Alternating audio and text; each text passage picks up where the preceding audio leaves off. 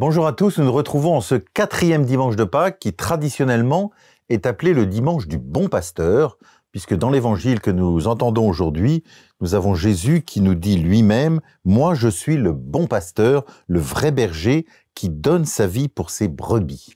C'est pour ça que ce dimanche s'appelle le dimanche du bon pasteur, et ça nous invite à regarder Jésus comme un pasteur, un bon pasteur. Le pasteur, comme dit Jésus lui-même, c'est celui qui conduit ses brebis, mais aussi qui les garde. Il les garde du loup, il les garde du mercenaire, nous dit-il. Il les conduit vers les verts pâturages, nous dit le psaume, c'est-à-dire ultimement vers la vie éternelle, le ciel, c'est-à-dire la vie avec Dieu. Les verts pâturages, c'est là où les brebis peuvent paître sans craindre le loup, où elles ont non seulement de la nourriture, elles sont bien un lieu qui est fait pour elles.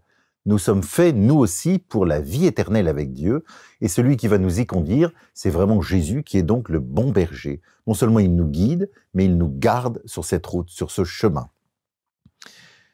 Il me semble important aussi de souligner qu'en ce dimanche du bon pasteur, traditionnellement aussi, l'Église prie pour les vocations sacerdotales à partir de l'image du bon pasteur et donc des prêtres, mais aussi toutes les vocations sacerdotales et religieuses, les vocations à la vie consacrée, dirions-nous aujourd'hui. En fait, c'est important de porter cette intention, non seulement dans notre prière, puisque Jésus lui-même nous a dit prier pour que le Seigneur envoie des ouvriers à sa moisson, et donc nous sommes invités à porter cette intention, comme nous l'avons beaucoup développé cette année dans notre diocèse. Mais nous sommes aussi invités à prier, mais aussi à créer un contexte qui permet à ceux que le Seigneur appelle d'y répondre paisiblement, librement et joyeusement. Et donc, vous voyez, il ne suffit pas simplement de porter cette intention dans notre prière ou dans notre offrande, et c'est déjà parfait.